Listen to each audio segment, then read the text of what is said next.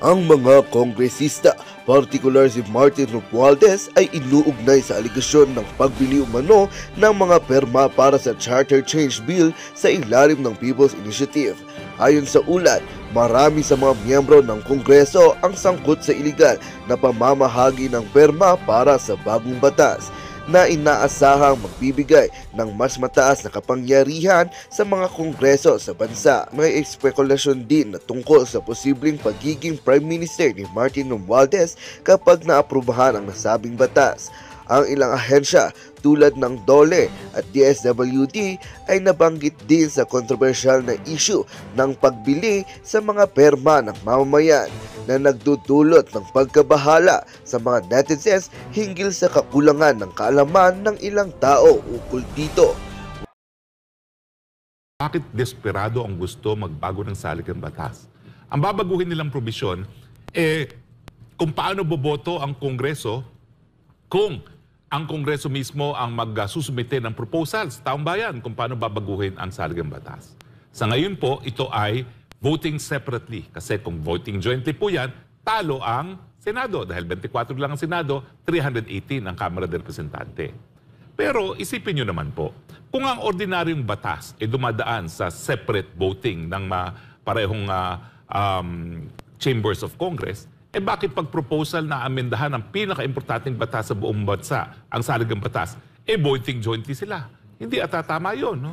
So kaya nga ang gusto nila, tanggalin na yung balakid na yan ng masunod na ang Kongreso. At siyempre, kapag masunod ang Kongreso, bubuwagin nila ang Senado, bubuwagin nila ang presidency, papalitan na ng Prime Minister ng ang isang mambabatas na galing sa mababang kapulungan na hindi manalo para presidente ay po pwedeng maging Prime Minister. Gahama naman po yan sa kapangyarihan. Hinay-hinay, ika nga ni Jun Lozada, moderate your greed for power naman. Dahil sa inyong ginagawa na linalapastangan nyo at sinasalawlan nyo ating saligang batas, ay naku po, mararamdaman ninyo ang hagupit ng taong bayan. At ngayon pa lang po, sana naman hindi kayo manhid, nararamdaman nyo na ang galit ng taong bayan dahil ginagawa nyo mga bobo ang mga Pilipino. Attorney, bago lang sa ibang balita, sapat ba yung People's Initiative na paraan para sa pagbabago ng ating saligang batas? Pagdating lalo na sa pagbabago sa mga probisyon o ilang probisyon sa pang-ekonomiya. Binasa ko uli kasi yung desisyon ng Lambino, no? At ang sabi ng Korte Suprema, bagamat yan ay meron ng implementing law, yung ROCO law, para nga ipatupad ang amendment, pwede lang yan kung isa lang ang babaguhin sa saligang batas. So sinunod naman itong mga nasa likod ng bribery initiative na isa lang ang babaguhin nila. Yung voting jointly instead of voting separately kapag Kongreso ang nag-propose ng mga pagbabago sa saligang batas. Pero ang sabi din doon sa desisyon ng Korte Suprema, kapag maramihan naman ang pagbabago, yung revision na tinatawag ay hindi sapat yung batas na ROCO law para ipatupad itong People's Initiative. Malinaw po yan, no? Pero halimbawa, attorney, kumbaga, nakita nila na isa sa mga harang siguro o hadlang para lubusan na ma-edit, mabago yung ating konstitusyon na yung voting separately. So isusulong nila yung People's Initiative. And after noon, posibleng sila na magkakaroon ng either or CONAS yung possible niyan, di ba? Na gagawin nila. Hindi ba yun, kumbaga, maaring idugtong? Kasi sila din yung nag-initiate. At maaring masabi na maramihan yung purpose ng Well, ang sabi ng Korte Suprema, kung maraming babaguhin, hindi sapat yung batas na implementing. Kaya nga po, hindi natuloy yung unang pirma kasi marami silang nais baguhin sa saligang batas. Pagdating naman po dito sa voting separately, voting jointly, yung katotohanan na yan ang gusto baguhin ng mga proponent nitong bribery change, nagpapatunay talaga na naniniwala sila na talagang dapat sa ngayon, kung magkakaroon ng CONAS, talagang dapat voting separately ang Senado at ang Kamara de Representante. Dahil bakit mo pa babaguhin yun kung ikay naniniwala na talagang voting jointly naman ang nakasaad sa ating saligang batas. Pero ang importante po, taong bayan pa rin po ang dapat magdesisyon dyan at taong bayan, ngayon pa lang, linoloko na kayo ng mga taong nasa likod na yan. O nga pala yung advertisement, ng sabi nila, pirma, yung mga personalidad sa likod ng pirma daw, ang responsable rito, pinabulaan po yan ng namumuno po ng pirma, no? Si yung dating Cagayan Economic Zone, Raul Lambino. Kinausap ko siya kahapon at sabi ko nga, tatawagan natin siya para ma-interview. So kung po pwede, tawagan natin ngayon si Raul Lambino, si Sec Raul Lambino, para mapasinungalingan niya na sila daw ang nasa likod ng advertisement. Kasi sabay na sabay Sabay na sabay na nabulgar itong bilihan ng pirma at saka yung pagluloko sa taong bayan na yung pinipirmahan ay para sa ayuda, lumabas naman ang paid ad. Alam nyo, mahal yung paid ad na yan. Dahil ako nagbayad niyan. No?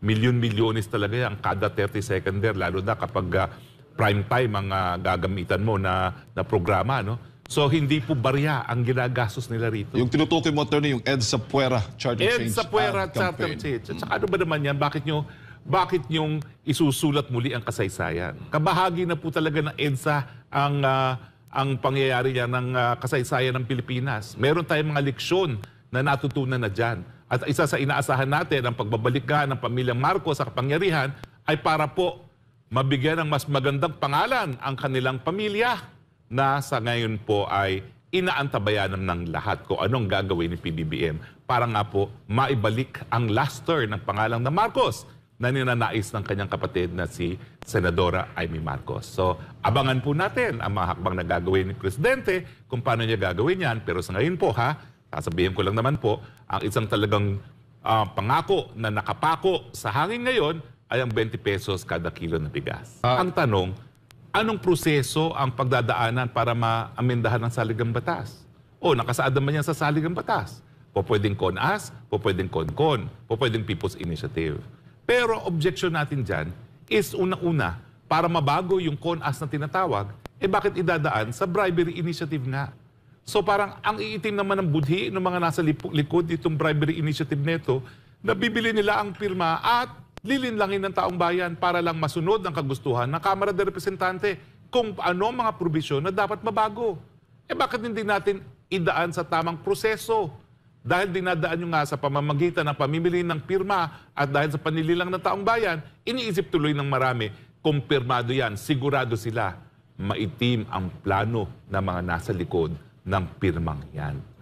Magpapasasa sa kapangyarihan dahil sila po ay gahaman sa kapangyarihan, magpipilit na maging pinakamataas na namumuno sa ating bayan dahil hindi makakuha ng mandato diretso galing sa taong bayan. Paalala mo naman, attorney, doon sa mga kababayan nating, alam mo na, 100 piso lamang yung binibigay, pumipirma. Napaka-cheap naman ang ganoon.